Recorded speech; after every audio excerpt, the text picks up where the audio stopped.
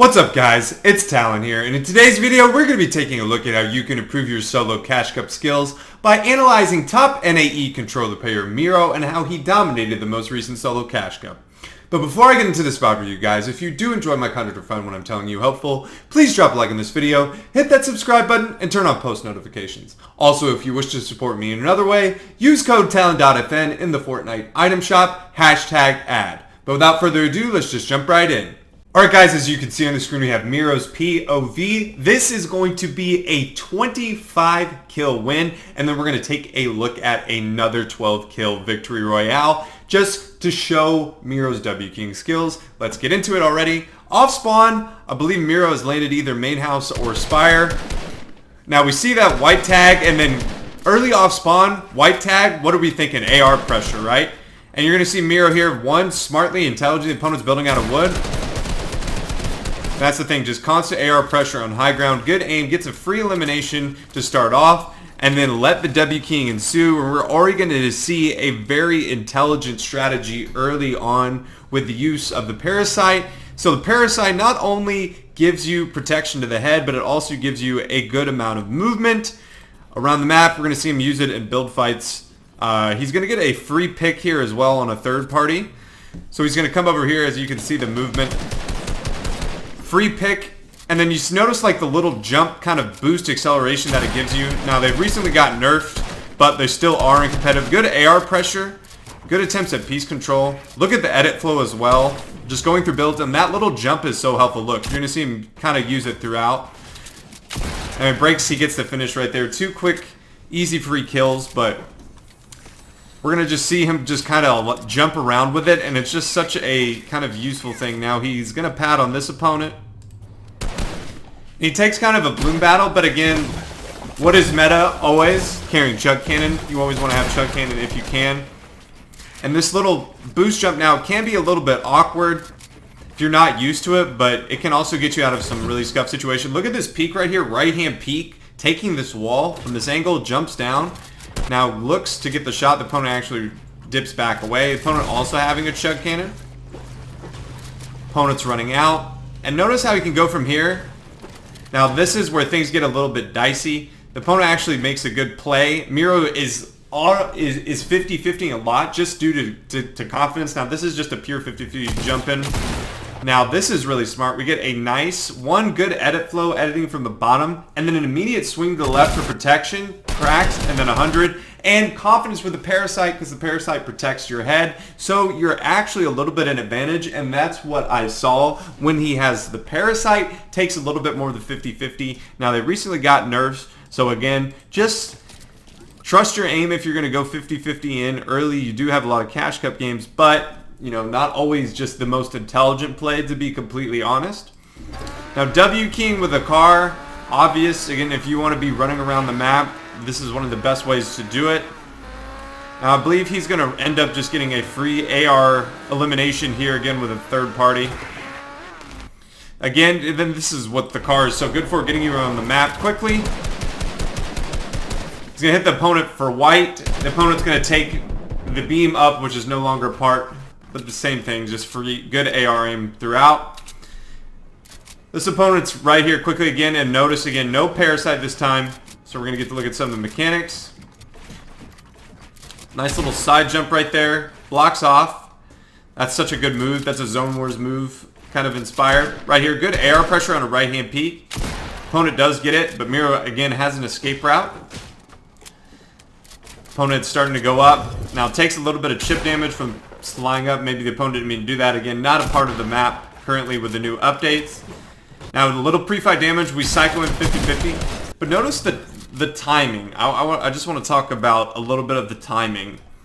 If you can make this fluid and flowy, you can catch people off guard with it. And so, like, what do I mean by fluid and flowy? If you don't make it so obvious, like some people will just sit there, then place the ramp, and then get it. But if you can kind of come from a side angle where it isn't incredibly obvious what you're doing, you can really catch like most players off guard. Now, what do I mean here? So we get the pickaxe wall 1. Notice how flowy it is. Get it one tap, immediately place, boom, instant. It's just know how it flows. If the quicker it is, now better players will maybe recognize that you can do it and pre-fire you. And Mero did have a little bit of pre-fight damage. Like I said, some very confident 50-50s early on here in this VOD review, in this gameplay. But again, we're W King first game, right? So not a surprise that we're taking a little bit more risk. Not a surprise. You have to go in with that mentality that I'm going to get in and fights. That's one of the tenets. And look, we have another Parasite appearance. Looks like Mero's doing a lot of third parties, which just kind of, he pads away. We'll go right here. So he's been fighting this opponent for a little bit while, but fortunately finds a big pot here. Let's kind of skip through. Now, again, Parasite, you see him just get the big off. You see that shield, so Mero's got to know, okay, he's full HP. Now, this is good crosshair placement. Now, the opponent has flat. This is actually a horrible edit for this opponent to make on Mero, and the reason why is, sure, you have advantage, but one, there's a Mero standing on a cone, so there's no like way to protect with a ramp from editing down. As long as Mero has good crosshair placements, this guy's going to lose, and that's exactly what ends up happening. Boom. 100 crack. They may have traded, which they did, but Mero again just finishes up. And that's just good trusting your aim again, in being in that situation, know that's going to happen.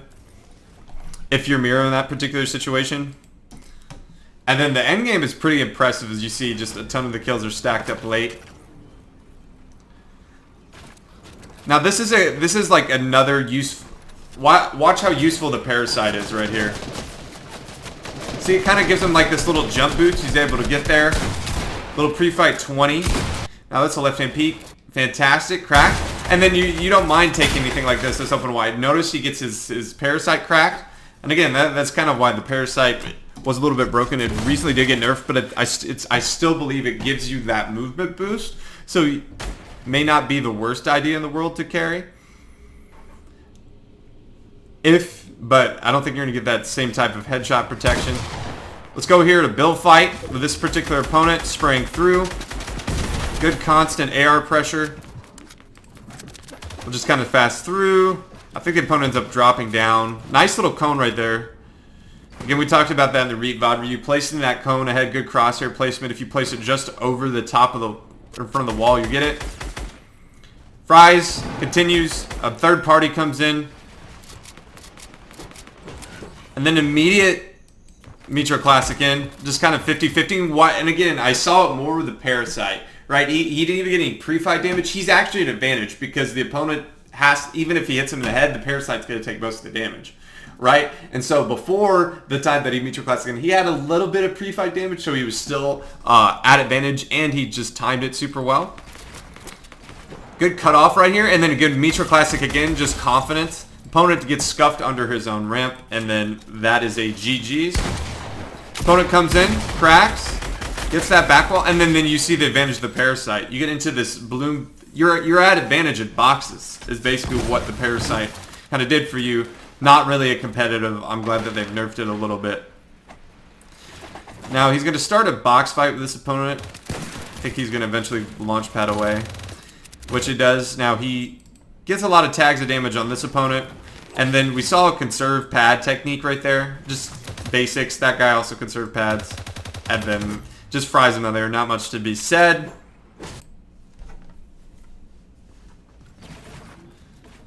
He's actually going to pad away from the situation, reset this fight. Yes, you could W key and reset your engagements or your pushes. There's no rule that you have to sit there and fight if you're not feeling comfortable. And you could still drop high kills. Now this is just a good sign. Like, if someone boxes up on an extremely like low layer early on, like this is like going into, I believe this is fourth going into fifth, and this is one, he's on edge, just boxed up in metal. It's just a little bit, and look at the layer that he's on. Either he shambles or not very good. Now, good thing, I like this little smart intelligent thing. Always shoot the cone. Make sure that you don't get cone peeking. A lot of smart intelligent players will cone peek. However, you know, if you're not careful, so just always shoot the cone. That's what Mero does. Smart tries to take it with a shotgun. Beautiful crack right here, and he gets the ramp. And the opponent is just absolutely lost. And you can just kind of tell the skill of the opponent. And it's just a smart fight to take, especially with W King. Now he's going to fly over to this area, and I feel like he's going to kind of do the exact same thing. He's going to kind of reset, hold, and then he's going to start pressuring. Again, pressuring cones, making sure no one's in cones. And he's actually in the other one. That's the exact why you want to shoot cones. Back wall, finish. Again, got that pre-fight damage, little confident, and then having Chug Cannon. Now we're going to just kind of go into end game where I don't have to skip through and just comment on some of the stuff. Because we get here into early 5th.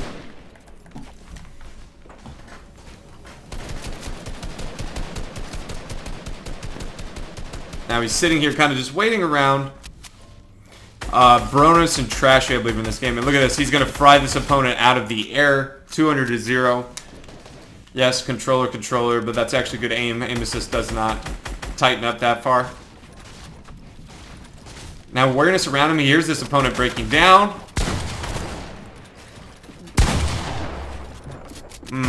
One with the piece control. Let's go over the piece control. The piece control, very, very good. And a very nice, underutilized technique.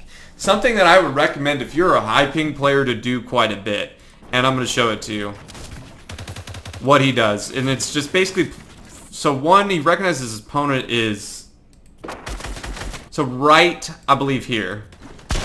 So notice how he sprays through. He places the own ramp. You could do this with a pickaxe when you're big, but this really scuffs opponent. You could do it with a cone as well. And this is a great move for high ping. If you're not worried about taking the wall, if the opponent doesn't have anything in there, get your piece control in there. Get your cone, get your ramp, whatever. And then you see him be able to edit. He gets a nice 64 crack, gets that right wall. Now doesn't get any of the piece control, but then immediately turns around, gets the quick finish. Now things don't really ramp up here. He sits here, waits for a while, kind of goes up, plays the height. He doesn't get any of these picks. Now zone moves, and what he's going to do is he has a pad, but he's waiting for people underneath him. They get a far pull. So he's waiting for people to use the pad. Now gets the opponent one, takes a little bit right. Why? Has pad if that pad gets scuffed, and has Chug Cannon. Takes a little bit of damage, and then you're going to see the skill of the lobby here. Because Mero's going to get it pretty decently far ahead, and he's going to take high ground without not even wasting any mats, really. No one really wants high ground. Everyone playing incredibly passive. I mean, look at how free high ground was for him. He gets up, and then he just kind of just shoots at anyone patters. He sees coming towards the back. Good AR pressure. Knock him down as his opponent's building out of wood. And then all of this is going to be made. Now, good cutoff right here. Could have placed a wall and edited it, but the opponent is just so lost. Conserved tarping on second height. And there you go. He's basically killed his two biggest threats to height. Gotten 2 refreshes.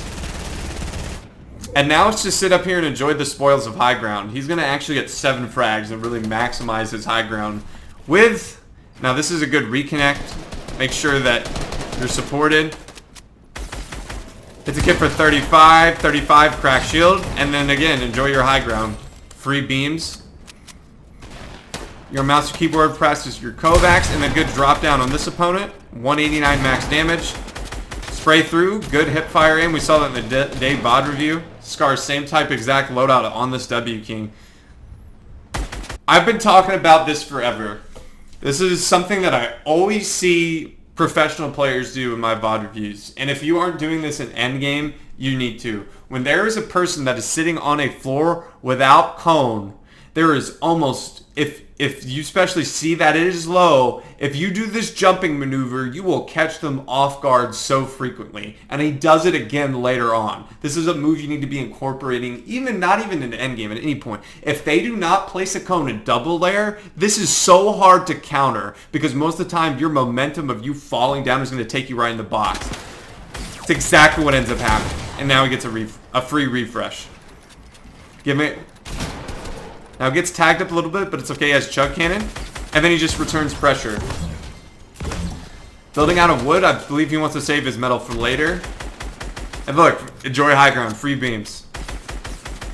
I think and this is where he does it again. Same exact thing. Flat tile when no one has the cone.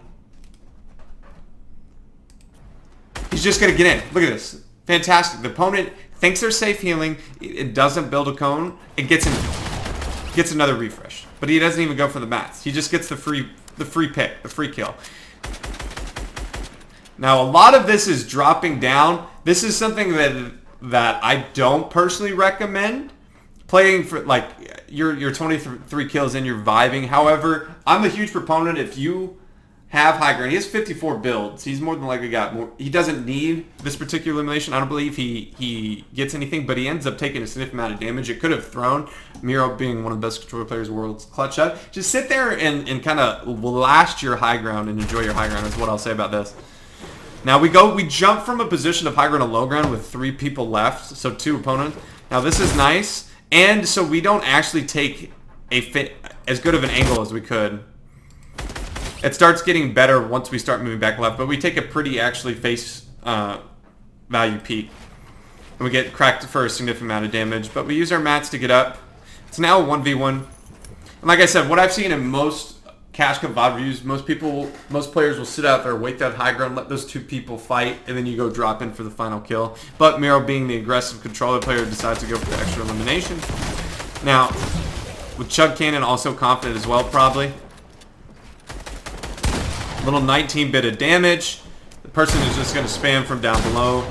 And then Mero's eventually going to catch him. He has no mats. Mero, I think, knows this. And then look at the difference between this player. What does Mero do right here? He goes, okay, this opponent's under here. I'm at range. Like, this opponent goes, I'm going to shoot with a shotgun. Mero goes, okay, shoot with your shotgun. I'm going to get hit for like 30. And then I'm just going to fry you with my AR. It's just understanding your range.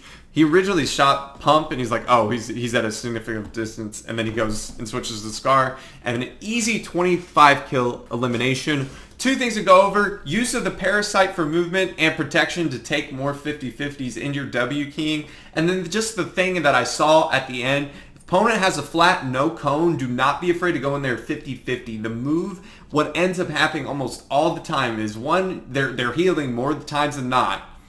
And so you just catch one with the healing. Or they try to build the cone and floor too late, and while they're worried about building the floor and the cone, you're sitting in their box just killing. That's a great move to do early game, mid game, end game, especially end game, to get quick refreshes. Seen it with other pros. You need to incorporate that in your gameplay. Let's get into game number 2 and see what Mero does there to secure another victory royale. Alright guys, we are into Mero's second game. This is going to be a 12 kill victory royale in a huge stacked lobby. We're going to take a look how he ends up dominating this lobby. Good end game stuff, good pickups in mid game, and good early game fights throughout. Let's just jump right in. Again, we're at Weeping Woods. We're going to see an opponent sitting there farming. Good pre-fight damage, the best thing you can do in solos. Now, off spawn, not a great amount of mats, and so kind of the same thing. What do we want off spawn? We want a lot of AR pressure. AR pressure is really good off spawn. We've basically burned through people's mats. Now he's gotten his pre-fight damage in. That's a common technique to use right there. I know you didn't really see it too well right there, but if you're got someone's floor and they're right below you, just kind of phase a ramp in if you can, or a cone, whatever your personal preference. You're going to see Mero use this Mero Classic a ton. He's going to use it again here. He gets in. Fortunate enough right there. A little bit kind of scuffed with AR in, but then switches to the blue pump, hits a big shot. Now this opponent is going to end up leaving, and we get an early game pickup for Surge, which is important. Again, this could be around 40 to 50 moving. So again, great stuff. And you're going to see Mero use this Mero Classic quite a bit throughout this video. Now, again, we're in a different fight with this particular opponent. We could kind of slow it down here. Parasite, again, this was one of the biggest things that I take away. W keying with a Parasite gives you a significant advantage. Notice how he's cutting off angles with piece control. And then again, Mero Classic. Now this is really... I thought he got sniped there. It looked like he did. He actually didn't. He's trying to phase in. This opponent's just kind of running for his life. And then look, this is a natural Mero Classic kind of setup. And you can really catch opponents off guard with it. And he jumps right in. You see the piece control on display, just trying to cut off angles, and that's really smart. When a metal wall is just edited, it is great to shoot it with the shotgun. If you're at health advantage, if you have confidence, I think actually Mero got sniped in the head, but it hit the Parasite. Actually, now that I think about it, really great pickup right there. Gets a spaz. Again, more Surge for endgame, something he's not going to have to worry about contending with. And then it's just, once again, confidence W keying and recognize that the wall is one tap. Now, he's going to be fighting Ghost Blake here. Sorry for the little replay delay. And it's going to be a nice little drawn out fight. Now you're going to hear Ghost Blake get third party, and again, now he's put Blake in a really bad situation. You notice how he's not following Blake. He's making sure to stay between the third party, and this is exactly what it results in. So he does right here, but notice he places a... You see that little right there? If you look at the top left of your screen, he places a ramp behind his head to kind of evade the third party. Does this right here. And that's such a good job for Blake right there to recognize that he's coming down. This is one of the worst positions you can be, in my opinion, when you're on a ramp that's lateral. One, it makes you easy to cone off. It only gives you really one edit choice if you get that wall, and the opponent's kind of at advantage. So this is kind of a bad, but that's kind of your one thing you can do, that you can place your own ramp in there to make it a little bit scuff. He gets a little bit of tag back damage. Blake didn't hit him that hard. Now gets the cone there, and the third party is being incredibly annoying. Now misses the shot there. But notice the entire time, this guy is pretty much... Mero has put Blake in between this guy and this third party and has taken only just a little bit of damage. And then he's spraying through. Blake's trying to get away from the third party. And then he flips the ramp and spaz, finishes it up. And then again, more surge, good pickup, more mid-game keying. Now, we're going to get into a very impressive technical end game right here. And what I always kind of will talk about with at this portion of the game, at this fifth zone, you always kind of want to refresh going in. So he's sitting at about 76 builds, 331, so not the best, right? And you're going into end game. You have a pad, and we kind of get a little bit lost here. We just kind of fall down for no reason. So we heal back up, and we have a visual cue that someone's boxed up. Maybe Mero hears him healing. We're not sure. I think you see the health go down. You hear the shots coming through. And then look, here's the mini pop-up. That's exactly what ends up happening. Mero already has that opponent scuffed, and now we go from having around 80 to 90 builds to 133, almost near cap, going into our first moving zones. Fifth zone impacts and solos are what wins you games. Now all these guys in this lobby are incredibly good. You're going to see a lot of pros in here, Acorn, Rocane, guys like that. So I'm going to kind of just fast forward here till we get to the first moving aspect. We can talk about some things that Mero does that really sets him up for success. This cone peeking is really good. And it's a great way for a pad. Alright, so we're going to just keep it moving through. He's got a far pull, but notice he's cone peeking, he's looking for space. So he just cone peeks, okay, boom, I have free space, I can launch pad. And he pretty much goes back to front. Look, only 458 above with 3 eliminations. Those eliminations are becoming incredibly important. Actually, 4 eliminations. So he goes immediately from back to front, and he goes more laterally. Now this, I think, is actually Chapek's right here. But again, you're going to see the Mero Classic on display. Fantastic. Yeah. Just confidence. Mero is not afraid to hop in boxes. And that's why I think he did so well in this Cash Cup, is because the Parasite really allowed for that playstyle. You're going to see him do it here again, actually. Nice little conserve tarp, and gets ahead. But tons of mats to play with, right? 3-2-5 to play with. What's going to win him this game is the way he plays next zone. So this is also a common theme. Once you get into that 6th zone, double box, create a lot of space to look for refreshes, impacts, etc. And you're going to see, yes, Mero can actually step on the brakes at times. Like right here, he sprays through, he tries to take that wall, but doesn't get it, but he doesn't need anything, right? He's still got a pad, he's still got 88 builds, so he actually doesn't really want to do anything. And then this pad right here is so fantastic. He really maximizes this pad. First of all, not aware to get caught on anything. Look where he goes. He goes from all the way down to top. He eats a little 5 shotgun shot, and he controls all this space on low. Low ground, if you have mats on low ground, controlling space is so easy. I don't know if Mero actually gets that elimination. I think someone else does. But a good pick. But look how much mats he saves by controlling this. He literally goes from mid-level elevation to all the way at D elevation. Gets to basically just keep all of his wood and metal, and he's already in. And this is going to net him 2 picks. This tag right here is going to net him that pick later on. And then you're going to see the person that was holding Blake earlier gets fried as he comes down. His opponent tries to cut him off. He then pre-boxes.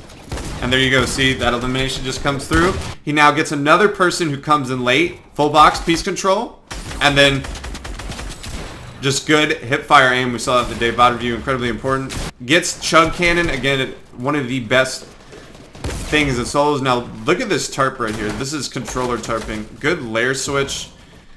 Protects his back off, and he jumps down into a box in 50-50s. And look at the mechanics to get out of this. That's just pure mechanics. He didn't want to go in there and fight. He's got Chug Cannon. He can get heals off. He has mats to get in. So why would he want to force anything?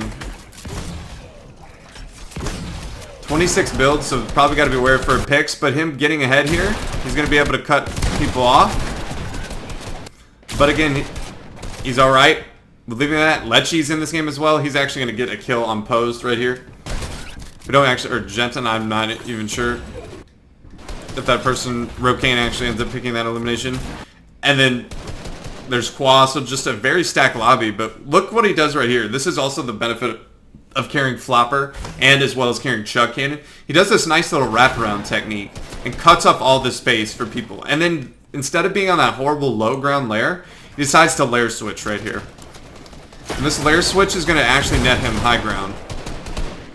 And he has 40 builds going into 9th. More than likely, and he's actually going to be fighting Rokane. The opponent drops down to go get the mats. That's just good recognition from here. That's checking win condition. Gets a nice little tap. Right here, he's going to do the same thing. And instead of go for like a cone or piece control, look, he places that ramp on him because he really just wants to get high ground. He's just going to place the ramp on his head so he can continue to have high ground. And then Mero does that. Fantastic aim. Now, you're going to see some bad hip-fire aim, but he does end up getting that pickup. Sprays through. And then he has Flopper and Chug Cannon, so sitting at height. 1v1v1. Now, this is something that he didn't do in the first game, but this is a much more stacked lobby, right? So he's going to sit here. This is a 10 at 1v1v1. Kind of want to sit here on high ground as long as you possibly can. Actually, he does drop down. Never mind. He actually does get the picks up. The opponent is sitting there 1 HP on Storm. Good way to get out right here. Mero's got to know that he's going to more than likely win heal off with Floppers and Chug Cannon. Having both, he can flop to 60, then Chug Cannon the rest. More than likely, the opponent will only at max have Chug Cannon. Floppers aren't a huge, massive part. But then it's just AR pressure spraying through.